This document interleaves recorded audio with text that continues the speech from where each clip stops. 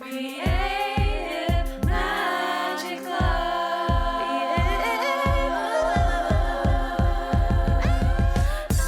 What's up? This is Sarah Mack and welcome to Creative Magic Club. Together, we'll discover inspirational stories of creative entrepreneurs living out their dreams, doing the work they are most passionate about, and building wealth in magical and fun ways.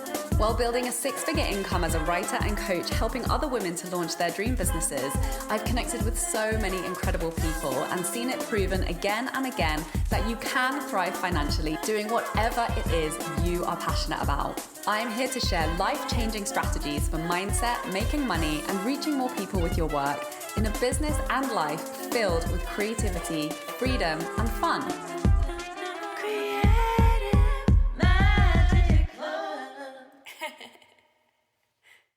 Hi everyone, welcome. I'm so excited to introduce my guest today. We have the wonderful Arlene Broussard, who's a wealth coach who helps healers and heart-centered entrepreneurs to grow their wealth with ease and double their net worth. Arlene is an amazing friend, colleague, and also a client of mine. She just came through Tell Stories That Sell, and her work is super exciting. So I'm really looking forward to our conversation today. Thank you so much for joining us, Arlene. You're welcome. I'm happy to be here. So let's kick this off with you sharing a little bit about your story. Like, how did you get to being a wealth coach and doing the work that you're doing today? Well, like many others, I did what I was supposed to do. I got married. I went to college. I got married. And then my marriage didn't work out. And I found myself me and my husband were sitting with our divorce attorney, and she asked us to go figure out our numbers so that we could split our wealth. And we didn't know how to do what she asked us to do. So she explained how to do it. We went and did it. We came back. We split our wealth. We didn't have a lot of wealth. So there wasn't a lot of fighting that went on. But what I found happened to me afterward, once the divorce was over, was this realization of, oh my God, I'm by myself. I'm 35. I haven't prepared, for my financial future. Both me and my husband had good jobs, and yet somehow we didn't understand money or how to prepare. And, I felt scared. I felt super afraid that what if I never get married again? Who's going to take care of me when I get older? I don't have children. How do you figure this stuff out? And why me? I have a college degree. Why haven't I figured this out? And I was ashamed. I was so ashamed that I didn't call. I didn't want to call anyone and admit that I didn't learn how to do this. Like there was something wrong with me for not having figured this out. So I went and researched on the internet, and this was a while ago. So there weren't easy tools to figure out how to know how to manage my money, how to figure out, what wealth is. So I struggled, and I searched through, and I figured out how to do this. I figured out what will I need, what kind of nest egg will I need, and what will it take for me to get there. And I put this system in place, and I started working my system. And I set a goal to have $300,000 by the time I was 45. And if I had done that I would have, then I'd be set, and I wouldn't have to put any more money away. And that money would just grow, invested in the stock market, and I could feel secure. And so I set that in place. I went down the path, and lo and behold, I got the $300,000. And I did it before I was 45. And I was like, oh my gosh, that worked. And so I just continued on. And as I continued on, then I found myself in a place where I was able to leave my work and live off of my assets and enjoy my life even more than I was enjoying it.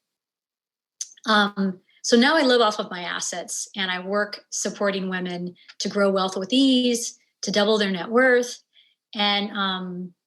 And that's how I found myself here, through the tragedy of my divorce, through the realizing that, no one taught me how to do this. And people, I think I come across so many women who feel the same way.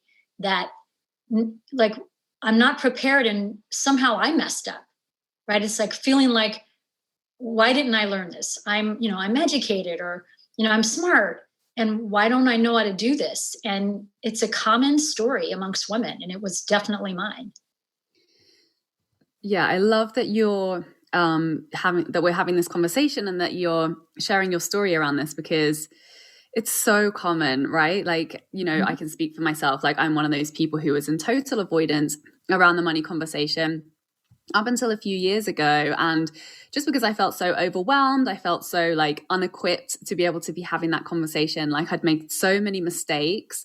And it's so disempowering to be in that position. And I can attest to that. And, it happens because no one talks about it, right? Because money still has that like taboo like label on it, like for so many people. Like, it's not respectable to talk about how much we earn or to ask people how much things cost, and all of these types of things. And I think, no wonder so many people are struggling with money if we're not even giving ourselves permission to talk about it. So it's so powerful. And I love that you share your story, that you went from like zero to, like massive success in terms of being able to apply these strategies successfully and build wealth for yourself and actually create financial freedom. That it's not just for people who were like born into wealth or who have, sold their company for billions of dollars or whatever, in that it's something that really is accessible when we know which tools to apply and we actually commit to working with them.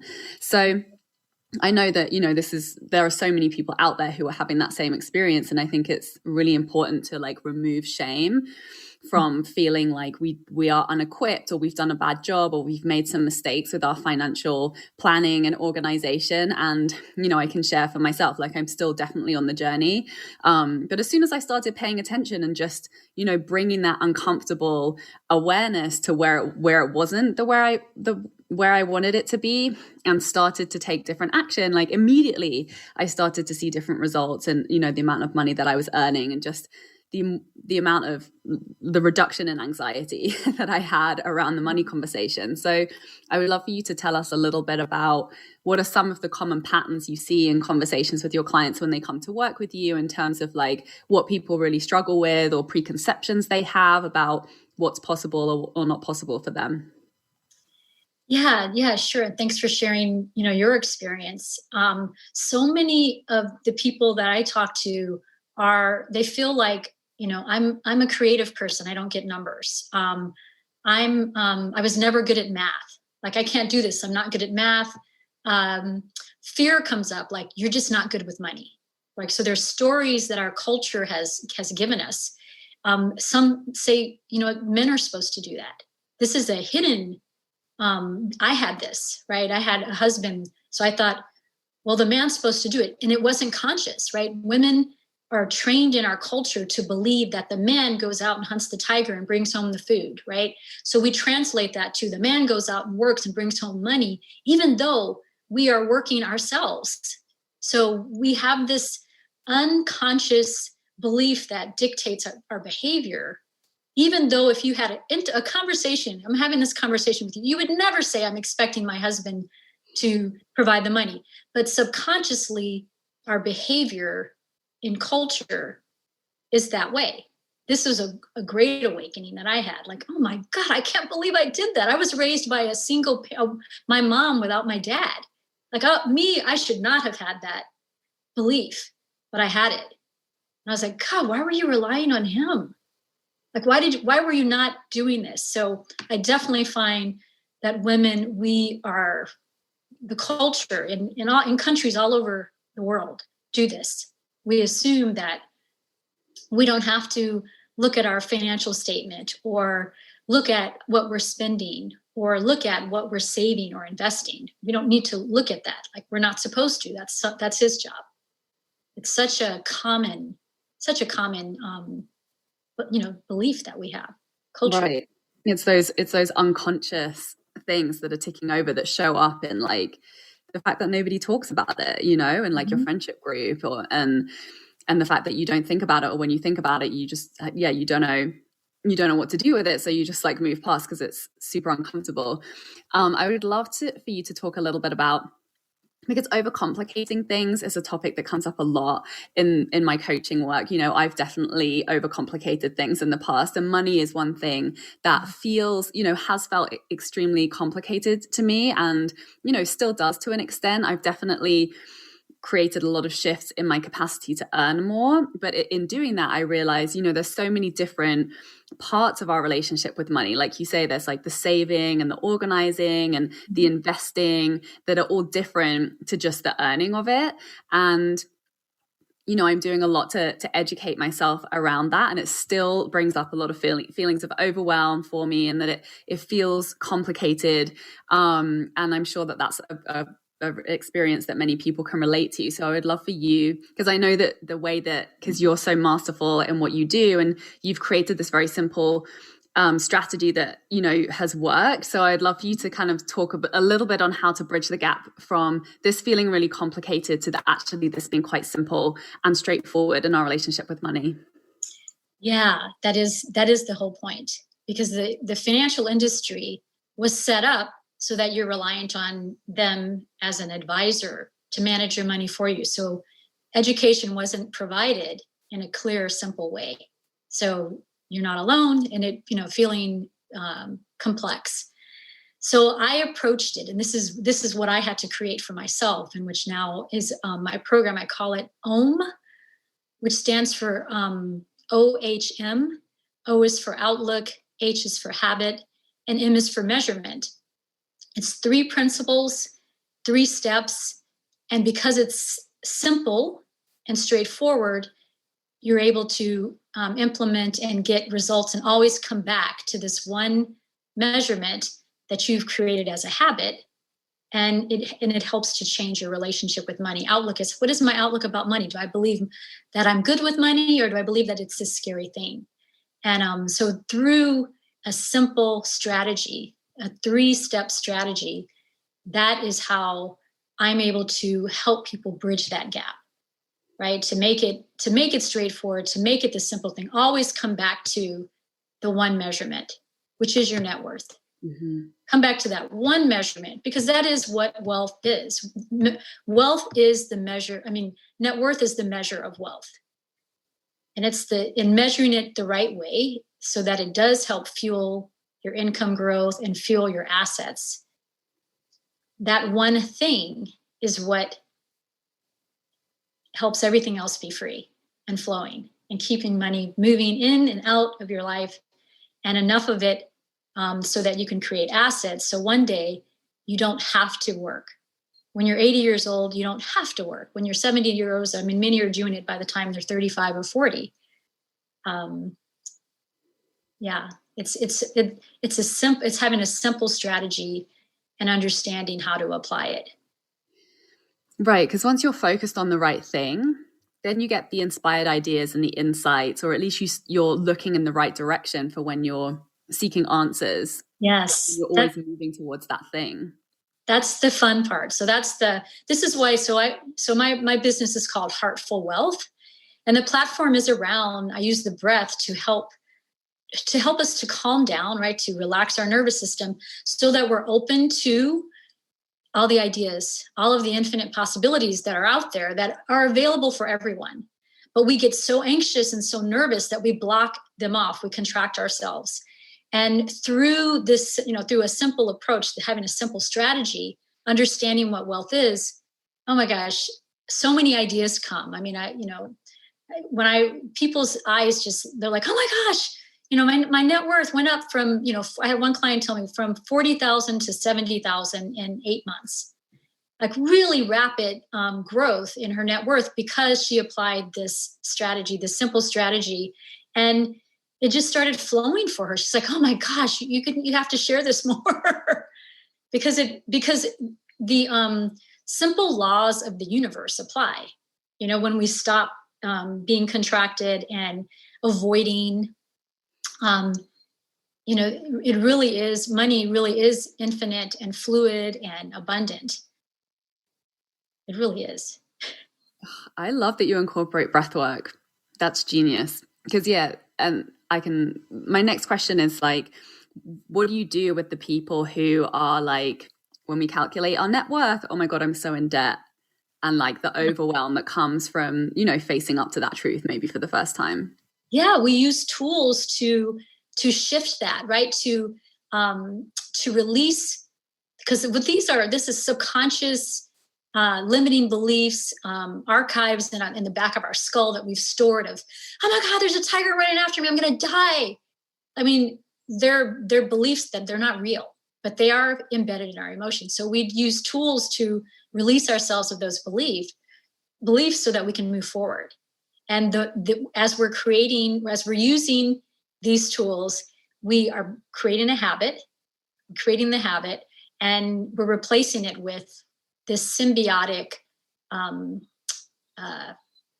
What happens is you start to reinforce it. Wow, the more I look at it, the more it goes down.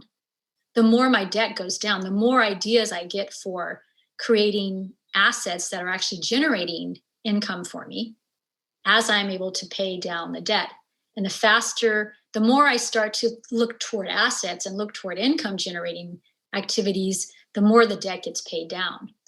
So what people used to do is they would just ignore it and not pay attention, and they're on the wrong side of the loan, is what we call it. You keep growing your debt because you can't afford to get out of all the payments, because you're paying all the interest to the bank or to whomever you took that loan out. So you can't get ahead.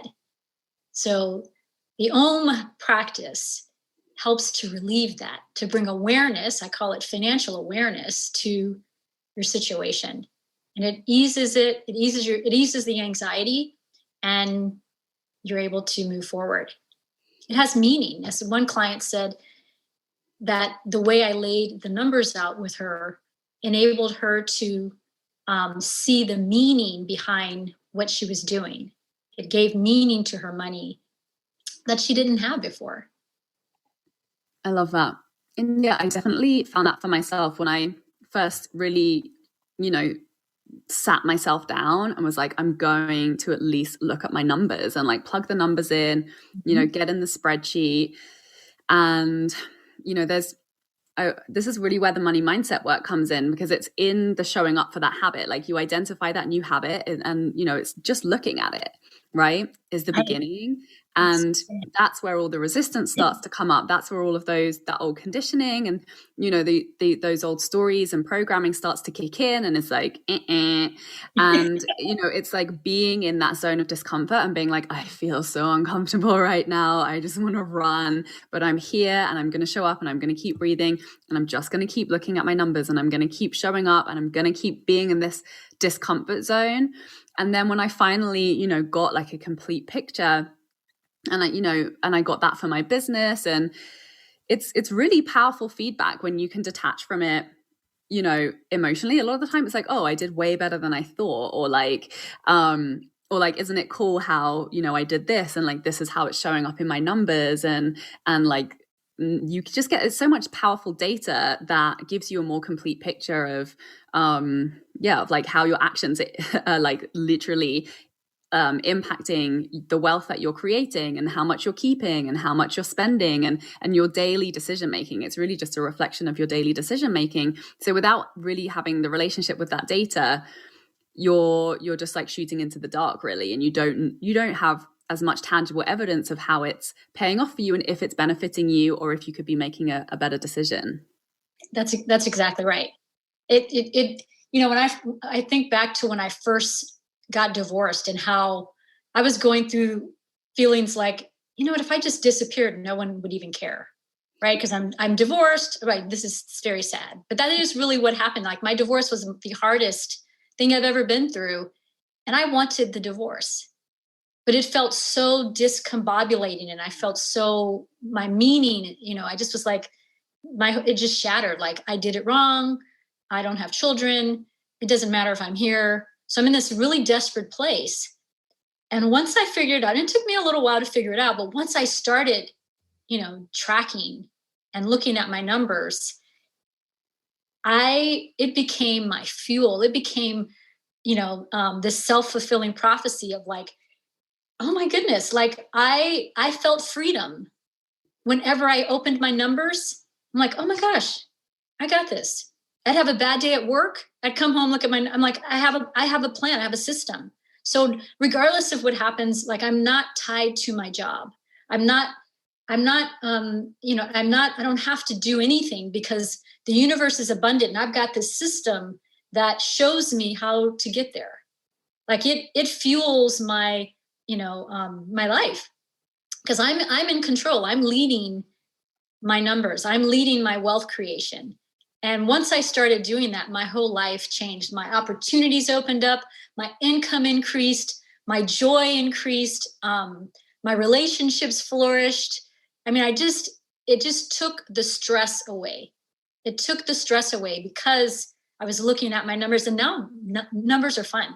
And that's the beauty of it, is now talking about money is like one of my favorite things to do. It's one of my favorite things to do. I love it.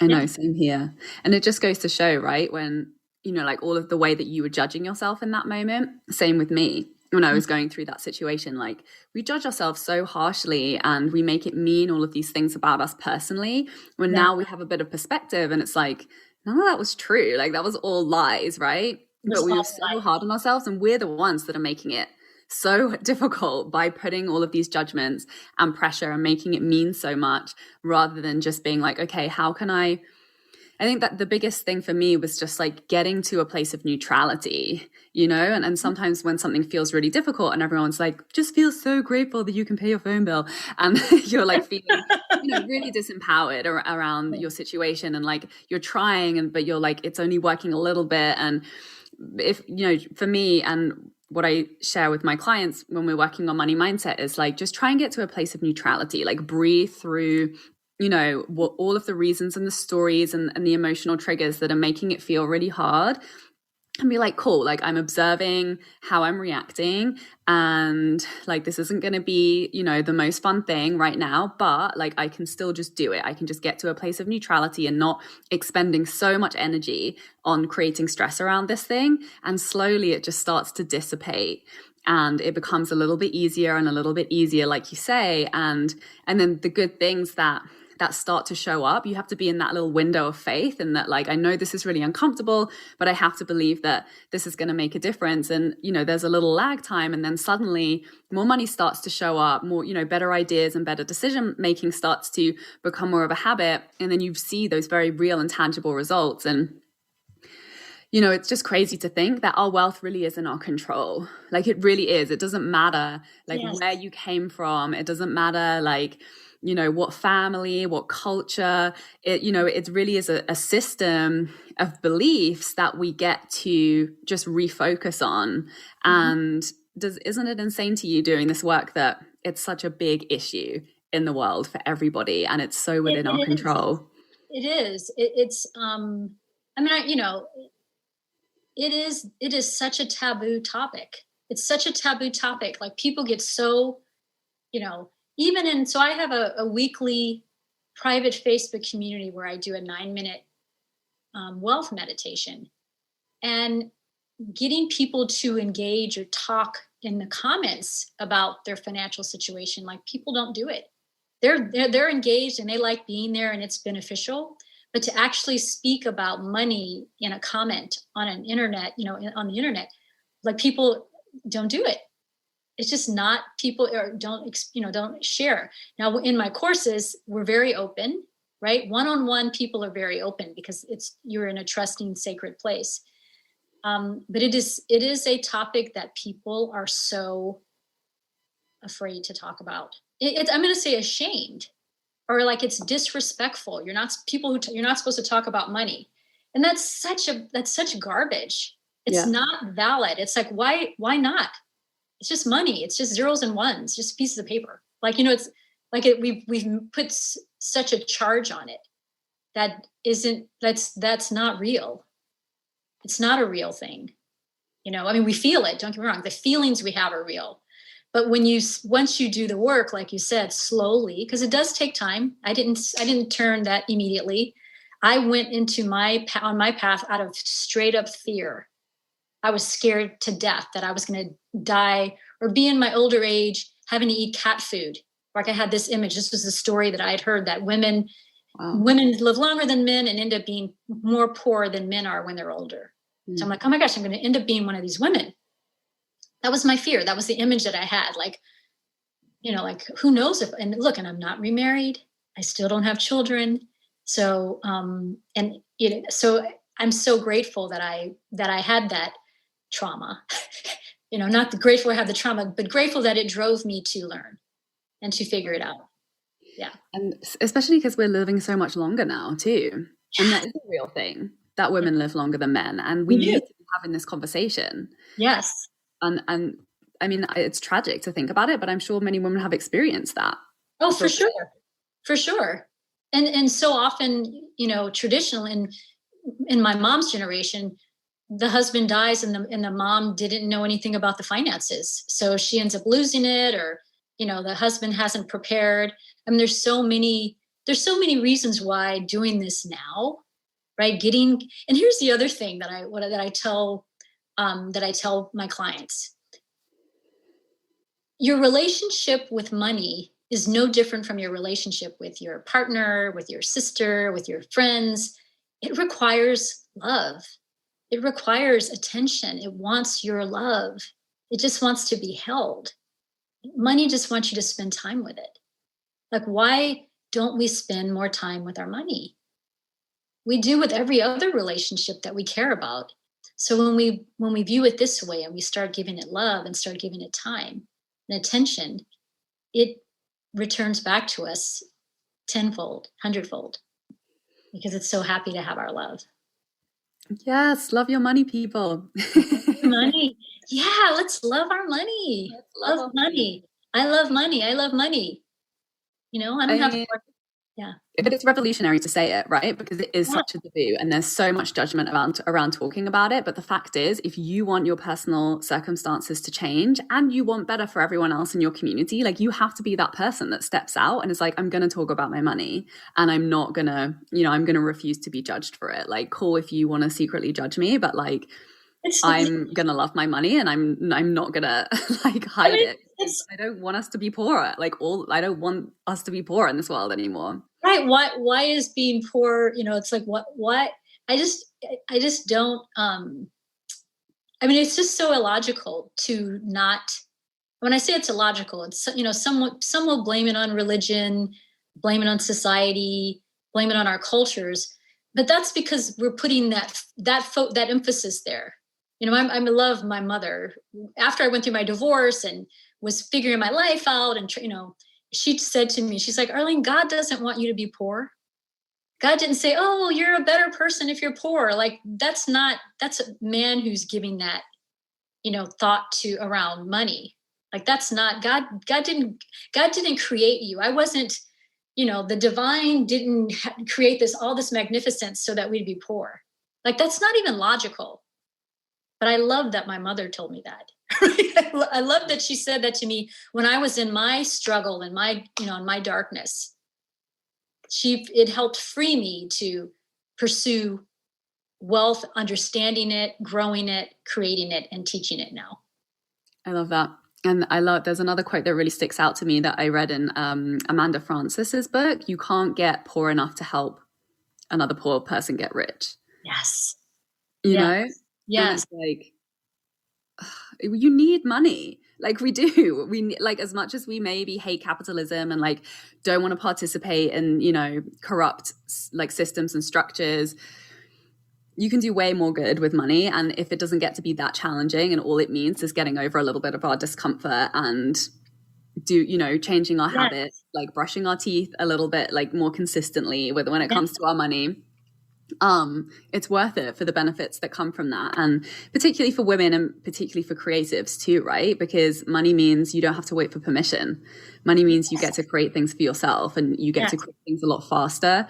You get to help a lot more people. You get to collaborate with a lot more people and you get to create a lot more opportunity. And that's all good in my book.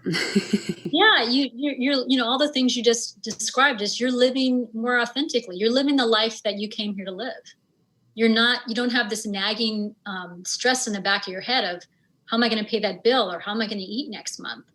Like that, the freedom in that, it's incredible.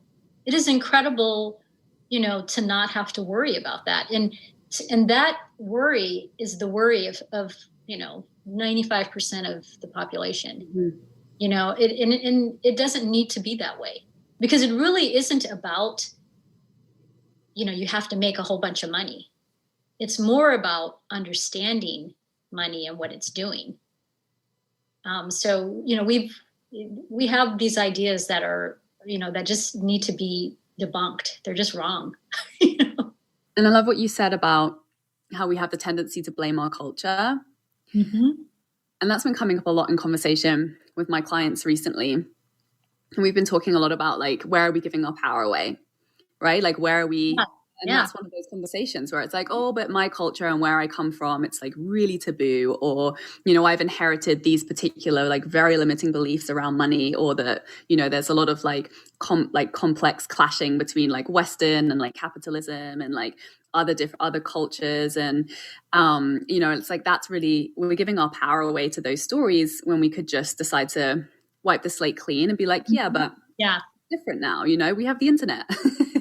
We have access to all of the answers, and so much wisdom and inspiration to really start thinking differently and really take our power back to write a different story. And that's available every single day to every single person. Yes. God, thank you for that. The whole, if I'm like this other culture, then like I have to not be like this other culture. You said the word capitalism, and what we say here, I'm an American, that the way our Constitution was written regarding capitalism wasn't, the way we're doing it with the corruption and war, those aspects of it, those are the aspects that are not bad, but that is not what our Constitution says, right? Like capitalism, being able to pursue freedom and happiness, and which includes you having your own money, those are all good virtues. The other aspects that have come from people being corrupt and, not having, in my opinion, a strong spiritual foundation, right? Not being in touch with, the divine in them. Mm. That's where it goes off. But I don't think there's a problem with capitalism. I think there's a problem with what's happening with how we're doing it. Right. But we're not actually doing it the way that it's pure capitalism. So I think that, like you said, because of the internet, we have access to better information. So study, so learn, use the great evolution, the great awakening that we're in to, dispel those beliefs that we've grown up with culturally.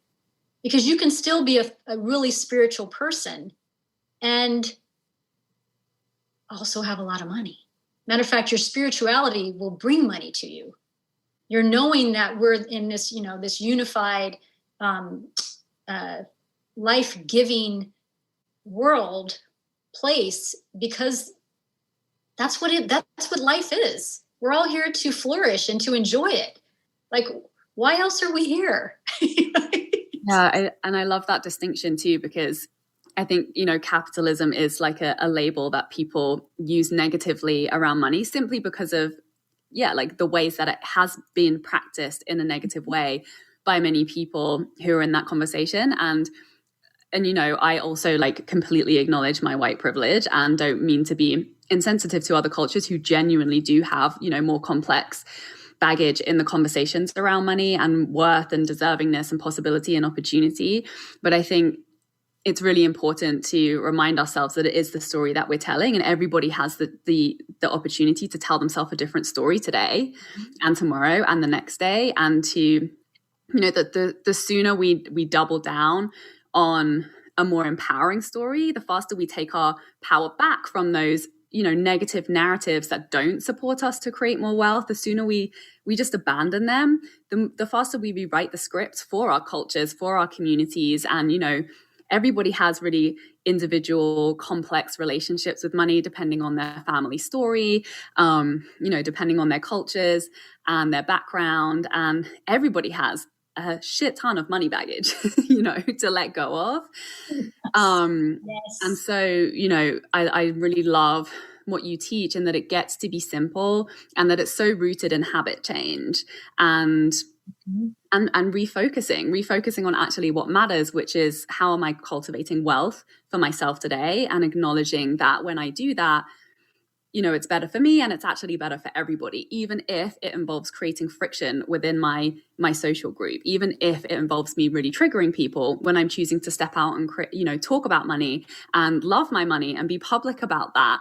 And, you know, giving ourselves permission to be the cycle breakers for the benefit of our cultures and communities, because by continuing to participate in them, we're not benefiting anybody, right? Oh my goodness, I have goosebumps. You are so just speaking the truth about, be a rule breaker, you know, be willing. I mean, I'm there obviously. But if I go back to when I was afraid, when I first started, you know, going on the internet and talking about money, I was afraid. I was afraid to be seen that way. I was worried about, you know, people in my community, and, you know, I was worried about what my mom would say, you know, all the things that, you breaking out of the rules of our culture, breaking up. And I'm so glad that I have, because so many people are saying, oh my goodness, thank you so much. Like, we are so hungry for this freedom. We're so hungry to not feel shackled by these ideas that keep us small, that keep us all in poverty. We keep other people in poverty when we don't take care of our own money, right? When I'm not taking care, I had a cousin tell me, she worked in social services. She was a social worker, then she was a professor of social work. And I asked her when I was, going to school, I said, I wonder if I should get a job, doing social work or something like that. And she said, oh, no. She said, stay on the path that you are. She said, we need more people in our community with wealth so that you can not be someone who needs welfare, so that you're someone who can go and help bring others up. We don't need another person, because you're not going to make very much money as a social worker. And we need more people who have wealth and who can go help others. She said, we don't need another person on the welfare payroll. So no, you stay on the path you're on. Do not look to my path as the one that you need to be on. Wow. That's so powerful. It was so powerful. I'm so grateful to her for that, because I was young and I had ideas of, doing the right thing and being a good person who, gives the shirt off my back for, to another person. But that just means there's more naked people, right? There's more people who need to be clothed. It's like, no, clothe yourself first. Put your mask on first. Take care of yourself so that you're not, looking for someone else to provide it for you. Oh, yes. And I think we wait for permission too much, It's like, consider this your permission to be wealthy. Like, consider this your permission. Yes. I love that. And it starts with telling the truth, right? Yes. Being honest about how unsatisfied we are when we don't have the resources to fully express ourselves and to make the impact that we really desire to make. And we have to wait and we have to worry. And that's really disempowering. Like, the most empowering thing in my mind that we can do is to take responsibility for creating that wealth for ourselves and creating that wealth for the impact that we desire to see. So thank you so much for being a walking, talking, incredible example of an amazing woman of heartful wealth, and owning it and letting it be simple and sharing this incredible message with everybody, Arlene. Oh, you're welcome. It is so my pleasure. Thank you for providing this platform for me and for assisting me and, helping me to get my message out better. I mean, you've assisted me to better connect with women who are ready for, to grow their wealth with ease. You've helped me greatly with that, because while I have the passion and the system, getting it out so people can understand why they might be able to work with me, why I might be able to assist them. You've helped me tremendously with that. Oh, it is my honor and my pleasure. And I'm so grateful for you. So for anybody who's interested in growing their net worth and finding out more about you and your work, where can they find you? They can find me on my website. It's heartfulwealth.com. which is the word heart and FUL at the end, like the word grateful, heartful, and wealth.com. And they can go there, and there is a free gift on how to avoid the mistakes even smart women make. If you download that free ebook, I will have your information and notify you the next time I'm teaching Grow Wealth with Ease, which I expect to be doing in like a month. Amazing. Definitely go check out Arlene's work. Thank you so much for coming and chatting with us today, Arlene. You're welcome. My pleasure. My pleasure, Sarah. Thank you. Thanks, everyone. Bye. For more inspirational content, head over to my website withsarahmac.com and please support the show by liking, commenting, and subscribing.